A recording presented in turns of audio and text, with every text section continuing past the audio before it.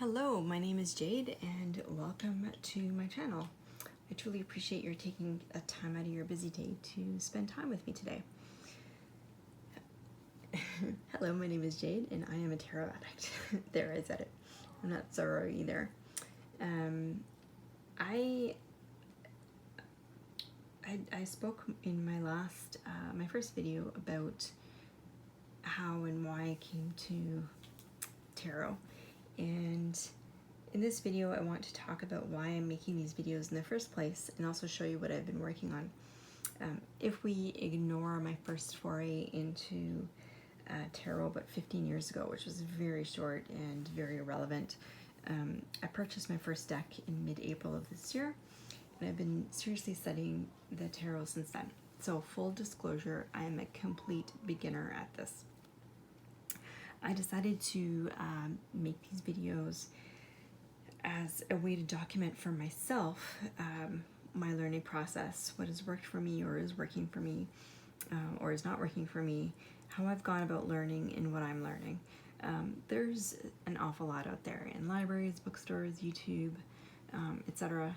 about this topic. So much, in fact, that it becomes incredibly difficult to find out how to best go about learning a tarot reading system in the most appropriate way for you, or for me in this case. Now, I do want to point out that there are actual courses out there that you can take, and teachers and mentors and whatnot, which could make the learning process quite a bit easier, maybe. But two things. Three things. One is I didn't know anything about the tarot, and I didn't really want to shell out a lot of money on a course for something that I didn't know that I was actually going to take to. I'm the type of person that loves to learn, loves to figure out things out on my own, go down rabbit holes of learning as the spirit strikes, and I generally learn non-linearly. So and the other thing was that it's my work is pretty regimented, so the idea of following a more regimented course just didn't sit well with me to start with. I have such a busy life lately too that I didn't know that I could actually commit to specific class times or what have you. So a lot of my learning is done in small chunks of time because that's what life has allowed lately.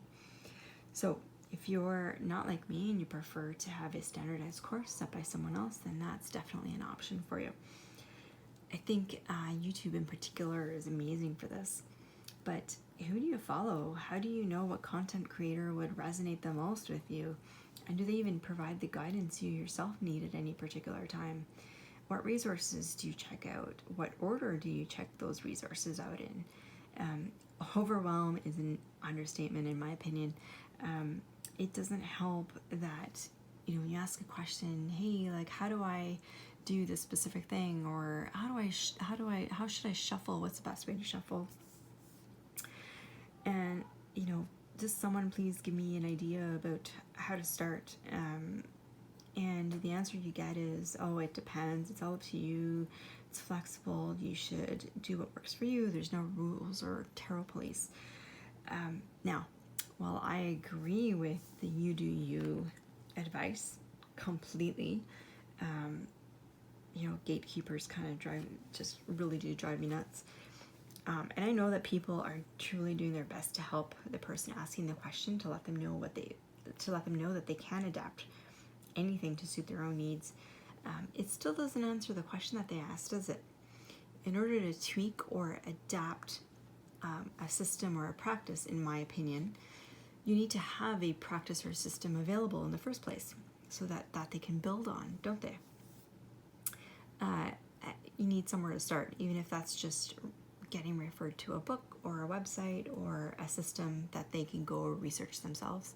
If you type in tarot into YouTube, for example, 99% of what you see on first glance is specific card readings. People doing readings, 3-card readings or what have you. Sagittarius reading, Leo reading, which doesn't really help. It it doesn't tell you, it doesn't answer your questions, and it can be hard to do a search on something that when you don't know exactly what you're searching for. Now, I don't mean this to sound negative at all. I just remember having these feelings a couple of months ago. I just didn't know where to start my research on such a large topic. I didn't even know that there were different systems of cardamancy. Suffice it to say, I've done a lot of research so far, and I've barely cracked the tip of the proverbial iceberg. Anyway, after 2.5 months of pretty intensive study, I still feel like I'm trying to drink from a fire hose. I feel like I'll probably feel that way for a while. I've got a pretty analytical mind, and I'm all about efficiency and measuring progress and success and reviewing and tweaking process to improve results. So I'm making these videos for myself as something that I can go back to at some point in my life to see how far I've come, so that I can measure progress and also keep my motivation up, so I can keep moving forward in the way that I'd like to. So that's the main reason that I'm making these videos. Of course, I would love to build a community around me to talk about this topic that I've discovered a passion for, and to continue to build on our collective skills. I don't have anyone in my community that I know of that does tarot or is on this tarot journey. So anyway, if these videos help anyone else, I'd consider that a huge bonus and a success. And so if anybody has any questions about how or where to start, I'd be more than happy to help in any way I can. Obviously, I can only answer questions that I have experience with. My way may not be your way. What works for me may not work for you. I'm not the gospel according to Jade, yada, yada, yada. Errors and omissions excluded, yada, yada. All disclaimers here. But if I can point you to a resource of higher expertise, I absolutely will. You have free will always, so take everything I say as my own experience and opinions and develop your own in the way that works best for you. I'd love to hear your experiences and approaches too, so I can learn from you as well. Okay, phew, all that rambling aside, let's look at some things, shall we? So where to start? What was step one for me? So chances are, if you've gotten to the point where you're watching a tarot video on YouTube, then your spark of interest has already been lit. Maybe you have a deck, maybe not. For me, after that spark ignited, the first thing I did was buy a deck. What I wish I had known is that there are different tarot systems, different cardamancy systems, but the words Marseille, Thoth, Golden Dawn, Oracle, Lenormand, Kipper, Gypsy Oracle cards, etc. Were not words I'd ever heard, so I didn't even know to look. What I'd recommend to someone now would be to at least learn a little bit about each of these systems. And I don't mean spend weeks on each, but even just reading for half an hour or so on different systems and their histories or methods, or watch a YouTube video or 3 on each should be sufficient to give you an inkling as to what you might think you would be most interested in doing more in-depth review on. Here's an example of some of the ones I just mentioned. They're all different systems, even though there are definitely similarities. But I'd recommend picking the one that seems the most interesting off the bat for you to learn from. I have here the Golden Dawn. Actually, I don't know if you can see that, but this is still packaged up. I got this when I purchased a lot or a bundle of tarot cards, and the Golden Dawn came with it. So you can see I haven't opened it yet. I will get to it at some point. As I said, I love to study, so I love to learn new things. That is definitely something that I will get to, just not right at this moment. I don't have my Thoth system or my Thoth deck here to show you. I forgot to bring it, but that is also one that I have not gotten into just yet, but I will after I am more familiar with the Rider-Waite Smith deck. which I don't even have on the table here. There you go.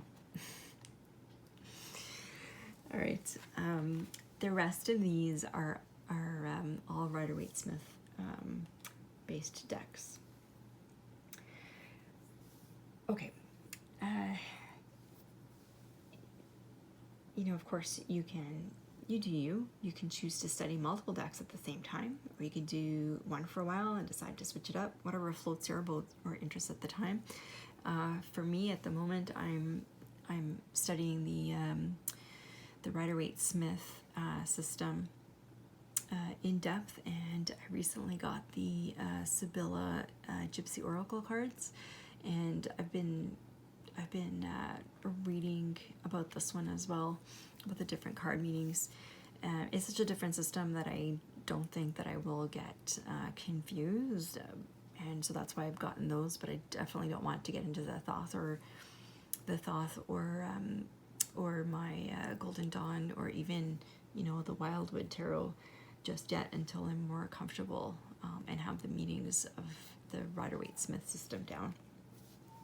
Again, you do you. These are not all the available systems, of course, but I think it's a good place to jump off from anyway. Learning the history of divination is also really interesting reading material too, in my opinion, and could influence your decision. Now, what I did not know, so I didn't know any of this actually, so I assumed there was only one system available, and which was the Rider-Waite-Smith system. I didn't even know that it was called that. I knew that it was I'd read that it was a deck, but I didn't know that that was actually a system of reading.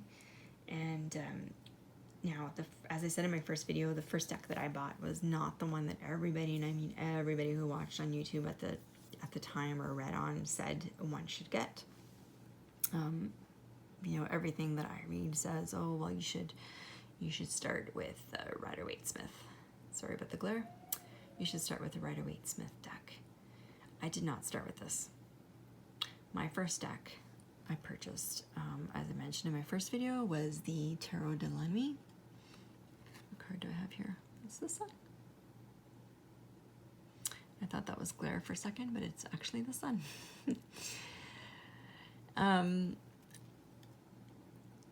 Now, so many people said to me, oh, this is the original system. You know, this is the original system. It's Rider-Waite-Smith. You should get this one to learn from. In fact, oh wait, somebody needs to gift this deck to you, in order for you to call yourself a tarot reader, or in fact, even for it to work. Okay, leaving aside for the moment that the Rider-Waite-Smith is not even close to being the first cartomancy deck created, and that it is complete and utter garbage, that you need to receive a tarot deck as a gift. Buying your first deck, in my opinion, probably isn't something you should rush into in a matter of minutes if you want to set yourself up for success. You can see how many variations there are for cartomancy, and you should pick the one that resonates with you to the best to start. This is going to be a tool that you spend a lot of time with. There are 78 cards in a typical deck, and it takes time to absorb all the meanings. It can take years, even decades, in fact.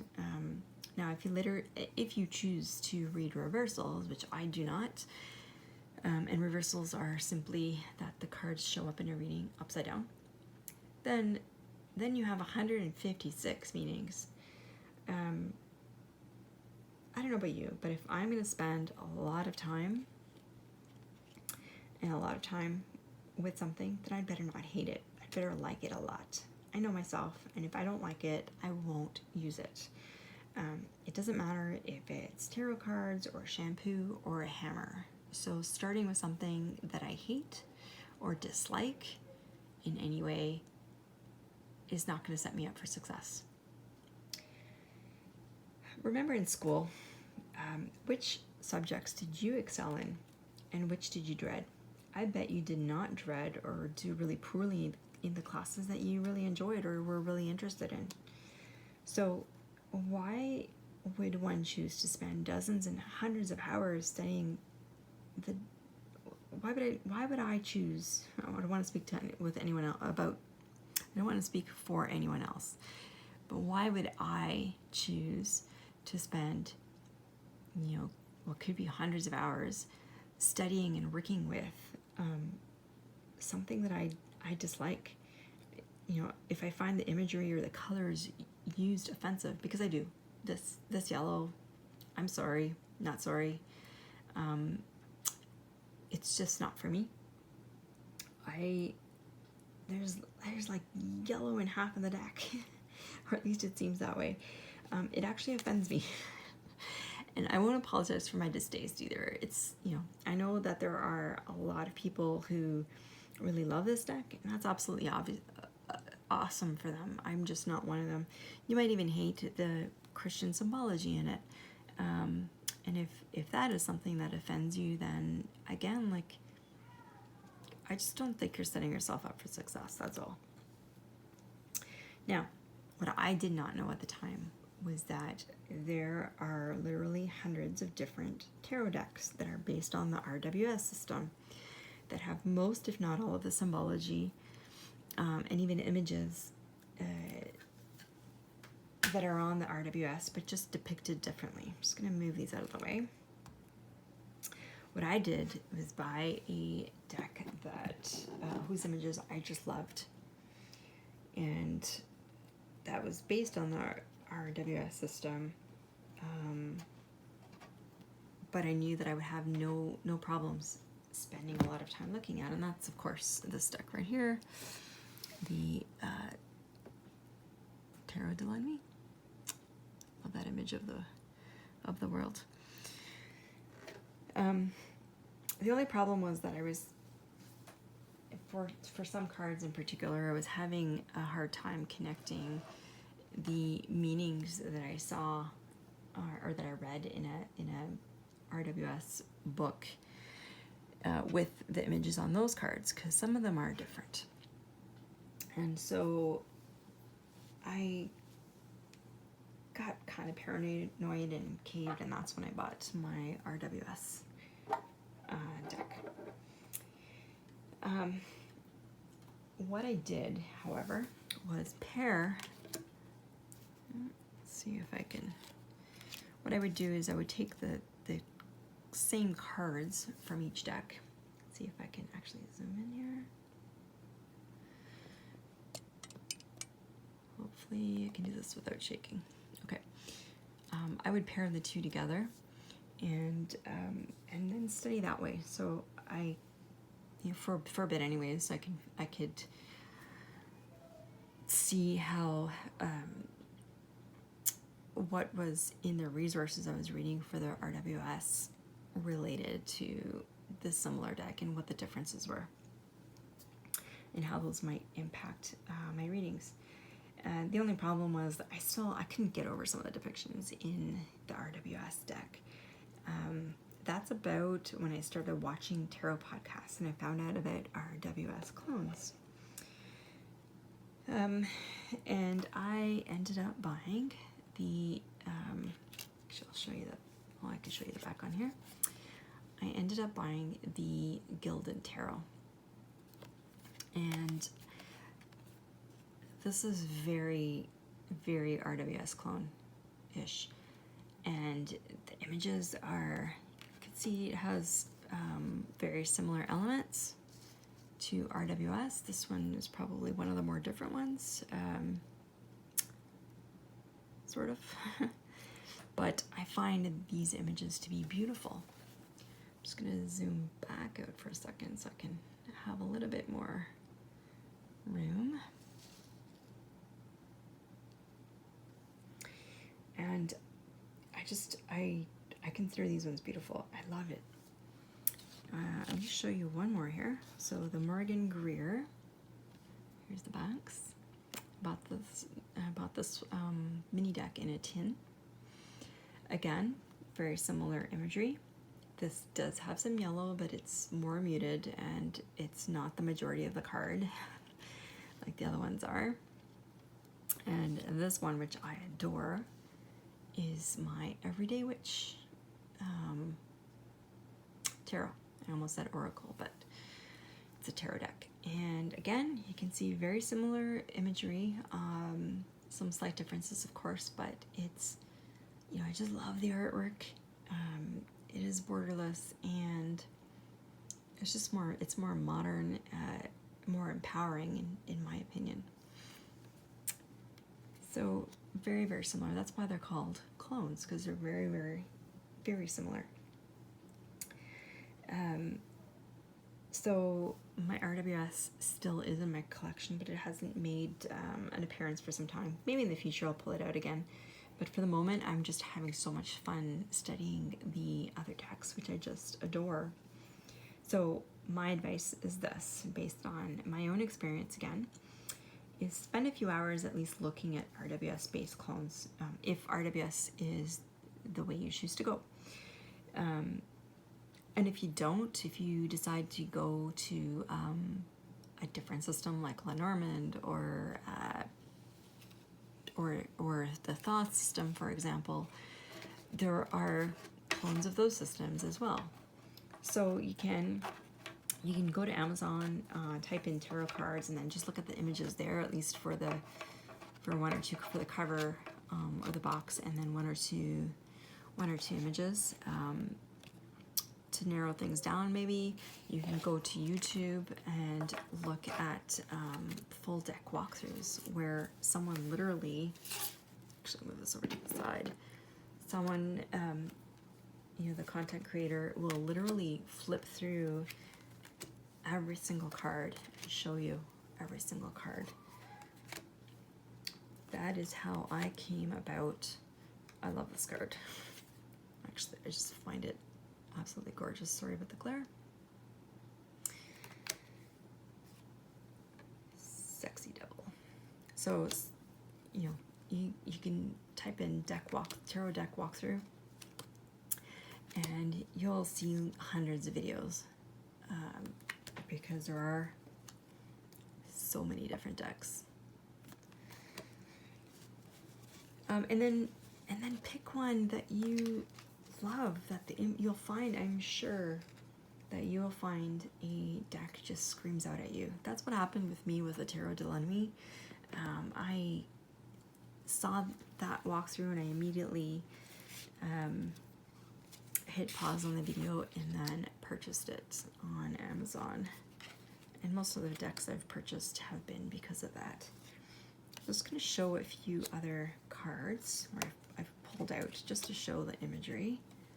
So now these ones, so we have the Rider-Waite-Smith, the Gilded, the Morgan Greer, and the Everyday Witch. So all of these actually, these three are very, very similar, right? Very similar. The Morgan Greer is slightly different. Can't remember if I mentioned, but the Morgan Greer is more close-up photos, close-up images. But I do find that this one evokes much the same feelings. The Tarot de l'Ennui, so they do, you know, there are definitely some differences in some of the cards, depending on the artist and how the artist and the deck creator wanted, what feeling they wanted to evoke, I guess. The Tarot de l'Ennui, you'll see this one is actually significantly different. We don't have the 9 swords. I'm trying to show this without the glare. But I find this image beautiful, and I find that it evokes much the same feelings for me. Okay, sorry about the interruption. Just going to show a few more different sets. So this is the 4 of Wands Celebration on the RWS deck. Here it is on the, on the Gilded deck, very, very similar. a few differences. There are, some little bunnies there, and they clearly have a child with them. The same bower flowers, clearly a celebration. The Morgan Greer deck, again, very similar, just no people in this one, but same black bower with flowers and the castle in the background. The Everyday Witch is somewhat different. We don't have the 4 wands or 4 stakes in the ground with the flowers, but clearly it is a celebration, so a modern take on that. Same castle in the background. And the Tarot de l'Ennemi is quite different. So, again, we can see that there are definitely differences from deck to deck, but, oops, sorry about the shaking.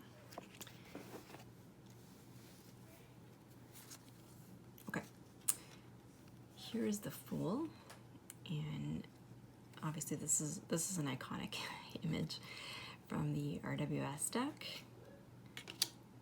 We have the Fool from Morgan Greer, and again, very similar. You don't see the cliff in this one because it is a close-up, but many of the same elements. The white rose, the red feather in his cap, the dog either pushing maybe pushing him off the cliff, or maybe trying to warn him, I don't know. And in both instances, he's looking into the sky.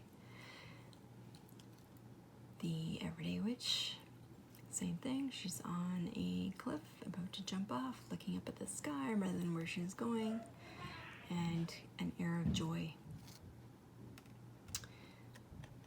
There is the Gilded deck. So he is in the sky in this case, but again, many of the same elements.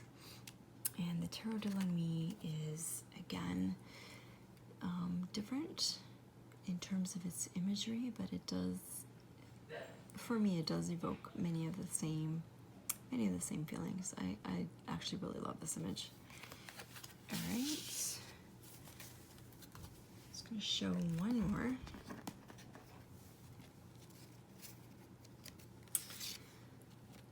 The Hierophant. I'll put these down actually. So there's the Rider-Waite-Smith. The Morgan Greer, very, very similar.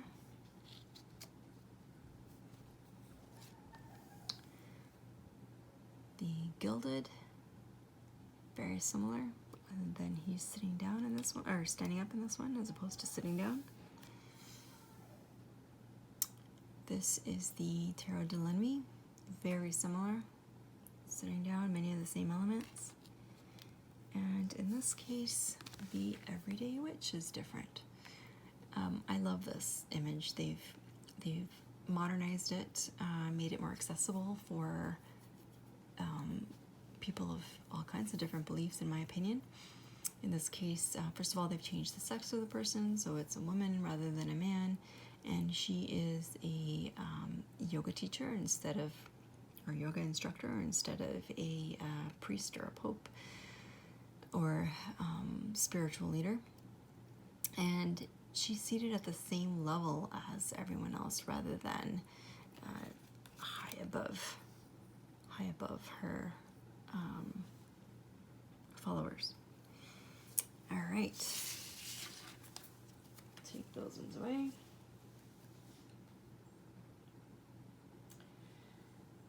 Okay, so my Tarot de l'Ennemi uses the RWS system for the most part. So I was able to pick up an RWS book and study from there. But if you want a recommendation for a great book and deck combo, the Easy Tarot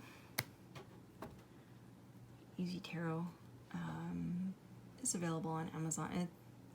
It's on Amazon for about $20. So this is the Gilded deck, and it comes with a pretty awesome book in my opinion. And with this, I feel that you would have a pretty solid start right off the bat. It's a great resource. The images are beautiful, but the deck is pretty solid as well. And I'll do a little bit more in-depth review on this book a little bit later. But one of the things I really loved about this is that, well, first of all, at the beginning of the book, it gives you as it says, good foundation. So it gives you a good foundation on how to start. What do you do when you first get a deck? And then every card has 1 or 2 pages of a description. So it tells you, first of all, it gives you the picture of the card, which is awesome, because if you're studying and you don't happen to be out and you don't have your deck with you, then you can see what it looks like. It tells you what's going on in the card, and then the meaning and how to interpret it. And at the back, you'll actually talk about card associations, but also give you, let's see if I can find one here. Okay. It'll also give you some spreads to follow, and then give you a pretty detailed description as to how to read the spread, how to perform the reading. So really love that. Anyway, I think I'm going to stop here for now, since we're at about half an hour. In the next episode, I'll talk about some of the other books that I picked up and found useful as a beginner, and maybe some other tools or resources as well. I'll go through this one in a little bit more detail as well. Now, if you stuck this out to the end, thank you so much. I hope you found this content somewhat useful and interesting. I'd love to hear your thoughts on what system a beginner should start their studies with, and particularly if that is not the RWS system, and why or why not. And if you feel that I've missed anything, please feel free to leave a comment below or send me an email at jadeindigo19@gmail.com. And until the next time, goodbye, my friends, and tarot your truth.